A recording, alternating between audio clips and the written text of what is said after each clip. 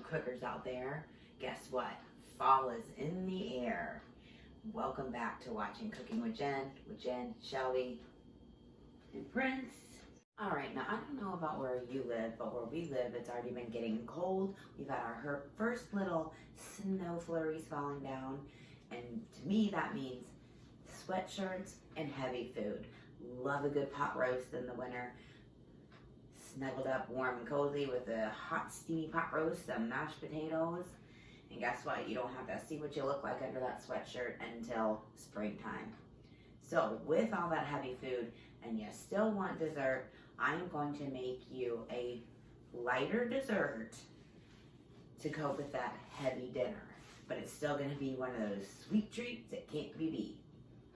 And also, I don't know about you, but for some reason in the winter, I crave ice cream more than I do in the summer. Could be me, I don't know, maybe we'll do a poll and see who eats more ice cream in the winter than they actually do in the summer. But I, for one, eat more in the winter. But since I have that heavy dinner, I do not want a heavy ice cream. So I happen to have some leftover raspberry sherbet, which I absolutely love. And if you are lactose intolerant, you can use a sorbet. I'm going to be using my little magic bullet. Now, if you got a whole household of desserts you need to make, you can just use a big blender. And again, I'm going to use a little cup. Portion control is key in the winter. And I'm going to fill it up. I'm going to fill it about a quarter of the way to halfway, because what I'm going to add in there, don't know how many calories this is packing on, but it makes me feel better when I add fresh fruit to anything.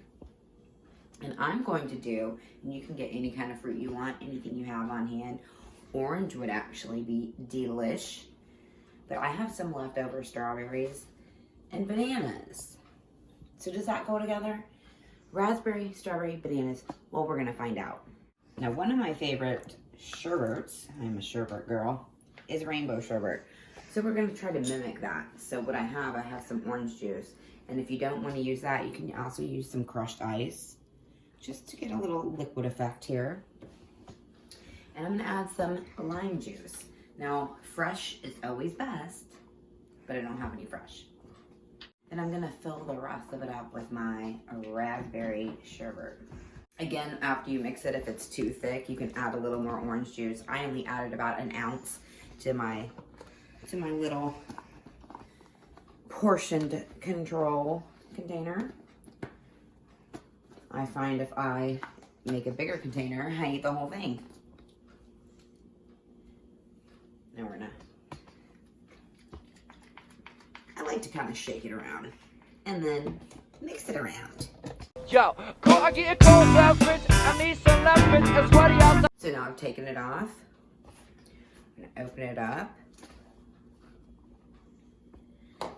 Now I know it just looks like a raspberry sherbet to you, but you have all those fruits in there. I'm gonna try it.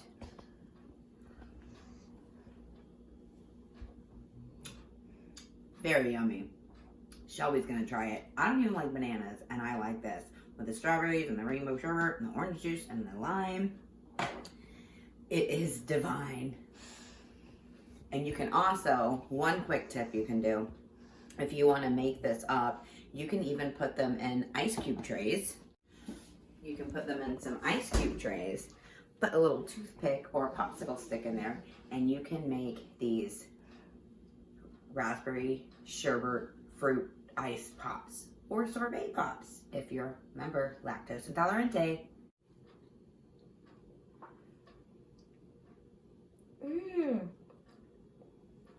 This is actually really good. 10 out of 10. I'm definitely going to try this again. All right, guys, so there you have it. Again, a sweet treat that can't be beat when you're eating all that meat in the winter time and you want something light and sweet. Once again, you're watching Cooking with Jen. I'm Jen. Be kind and subscribe. And guess what? I think we will see each other next time. Yo, cool, I get a cold beverage. I need some leverage. A sweaty outside, so lemonade would be nice. A swipe on the top to a big check. Yeah, I buy a girl a drink, but that girl's got the bay on a